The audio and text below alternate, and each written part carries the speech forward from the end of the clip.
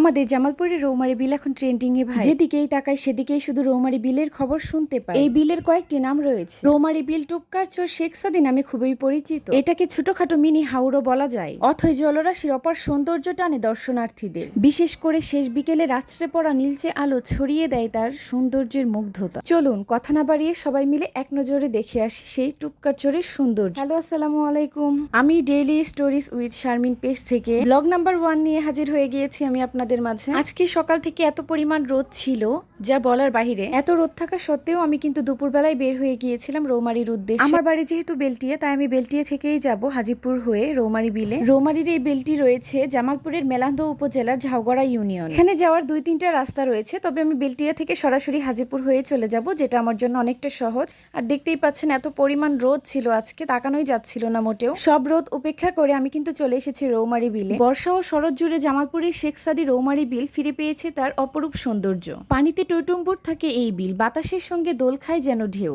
আর শেষ বিকেলের আছড়ে পড়া নীলচে আলো ছড়িয়ে দেয় যেন তার সৌন্দর্যের মুগ্ধতা। এই রৌমারী বিলের মাঝখান দিয়ে বয়ে গেছে আঁকাবাঁকা পথের দুই ধারে যে পর্যন্ত চোখ যায় শুধু পানি আর পানি। এখানে আসলে যে কারো মন এক নিমিষেই ভালো হয়ে যাবে। এই রাস্তার দুই পাশে রয়েছে সারি সারি নৌকা। এই নৌকাতে করে দর্শনার্থীরা ঘুরে বেড়াতে পারবে। এই নৌকাগুলো রিজার্ভ নিলে খরচ হবে 400 টাকা। সবাই মিলে 30 টাকা থেকে 50 টাকা করে ঘুরে বেড়াতে পারবে। আমাদের জামালপুরের এই রৌমারী বিল অনেকটাই নিকলি হাওরের মতোই লাগে। রৌমারী বিল ভ্রমণের উপযুক্ত সময় হলো বর্ষা এবং শরৎকাল। যারা আমার মতো ভ্রমণ করতে পছন্দ করেন তাদের জন্য অন্যতম স্থান হতে পারে জামালপুরের মেলান্দহ উপজেলার ঝাউগড়া ইউনিয়নের এই বিল। রৌমারী বিলের দুই ধারে থই থই করছে ভরপুর পানি এবং মাঝ বরাবর চলে গেছে আঁকাবাঁকা সড়ক। পরন্ত বিকালে বিলের মাঝখান দিয়ে চলা সড়কটি ব্যস্ত হয়ে উঠেছে দর্শনার্থীদের আনাগোনায়। রাস্তাটা যেহেতু অনেক বড় এবং অনেক দূর থেকে এখানে অনেকে ভ্রমণের উদ্দেশ্যে আসেন, তাই এখানে মোটরসাইকেলে করে বিলের সৌন্দর্য উপভোগ করতে আসেন অনেক। ঋতুর পালা বদলে বৈচিত্র্য রূপ নেওয়া জামালপুরের এই বিলের সৌন্দর্য এখন যেন ভরা যৌবন। ইট পাথরের শহর ছেড়ে একটু প্রশান্তির খুঁজে অনেকে ছুটে যান এই রৌমারী বিলে। এই রৌমারী বিলের প্রশংসায় ভাসছেন জামালপুর জেলা। এখানে এক এক ঋতুতে এক এক চিত্র দেখা যায়, এক এক রূপ তার। ঠিক 3 মাস এমনই দেখা যায় দৃশ্য।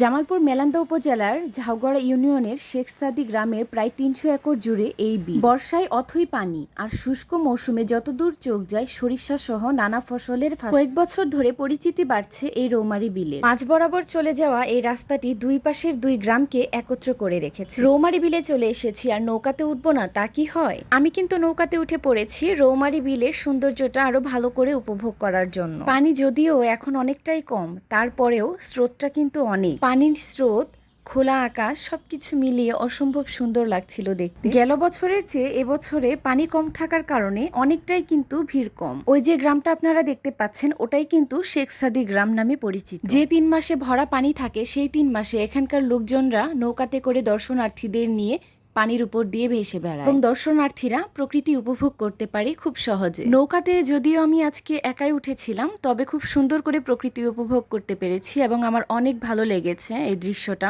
তো খুব ভালো করে পুরো সাইডটাই আমি ঘুরতে পেরেছি, অনেক ভালো লেগেছে আজকে আমার। বিলের মাঝ বরাবর গিয়ে আমার তো আর তীরে ফেরার ইচ্ছেই ছিল না, এত ভালো লেগেছে আমার। যদিও কখনোই সেটা সম্ভব না, তবুও আমার খুব ইচ্ছা ছিল যদি এখানে একটা বাড়ি করে থেকে যেতে পারতাম। রোদ গরমে আসার সময় মনটা খারাপ থাকলেও এখন কিন্তু মনটা আমার একদম ভালো হয়ে গিয়েছে এই প্রকৃতিটা দেখে। আর মাঝি ভাইও এতটা ভালো ছিল, অনেক আন্তরিক ছিল উনি, আমাকে ভিডিও করে দিয়েছে, অনেক গল্প করছিলাম আমরা দুজন। তার তুলে দেওয়া ছবি ভিডিওগুলো কিন্তু অনেক সুন্দর এসেছে, দেখতেই পাচ্ছেন আপনারা, অনেক সুন্দর করে সে ভিডিও করে দিয়েছিল আমার। নৌকাতে ঘোরাঘুরি করে ভালোই লাগছিল আমার। তবে সব ঘোরাঘুরির শেষে এখন প্রায় আমরা চলে এসেছি। নৌকাতে অনেকে ওঠে তাদের কাজের জন্য এবং আমরা এই জায়গাটা বরাবর কথা বলতে বলতে কিন্তু আমি অনেক বেশি ভালো লাগে।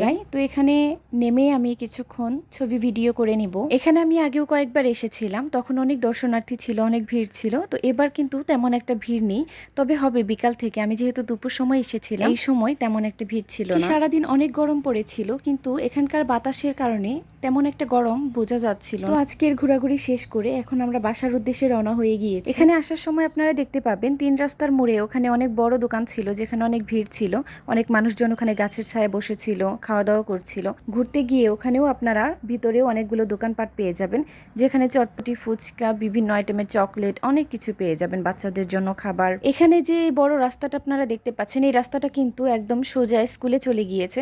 তো ওখানে একটা প্রাইমারি স্কুল আছে, যেটা আসলে পরিপূর্ণ পানি হলে হলে সেই স্কুলটাও ডুবে যায়। তো রৌমারী বিলের ঘোরাঘুরি শেষ করে যাওয়ার পথে হাজিপুর বাজারের পরেই দেখতে পেলাম এখানে একটা জায়গায় বেদেরা বাসা করেছে। তো বেদেদের বাসাটা দেখার জন্য আমি একটু নেমে গিয়েছিলাম। তো দেখছিলাম তাদের বাসাগুলো। ওই রৌমারী বিলের পানির মতোই 6 মাস বাসভবনে কাটায় এবং 6 মাস তারা এভাবে ঘুরে ঘুরে যেখানে জায়গা পায় সেখানেই বাসা করে থাকে। সারাদিনের ঘোরাঘুরির পর বাইরে থেকে আর আমাকে বারবিকিউ কিনে আনতে হবে না, আমি নিজেই পুরে বারবিকিউ হয়ে এসেছি বাসায়। কখন কি মনে হয় হুট করে ফেলি। আসলে শখ আহ্লাদগুলো মনের মধ্যে চেপে রাখতে পারি না আমি, যখন যা ইচ্ছে হয় তাই করে ফেলি। আজকে এত রোদ উঠেছিল, এত গরম পড়েছিল, তারপরও কিন্তু আমি থেমে থাকিনি। আমার লক্ষ্যে আমি ঠিকই পৌঁছেছি। আসলে একটু ঘুরতে ইচ্ছে হয়েছিল, তাই আমি বের হয়ে পড়েছিলাম। ভিডিওটি শুরু থেকে শেষ পর্যন্ত দেখার জন্য সবাইকে ধন্যবাদ।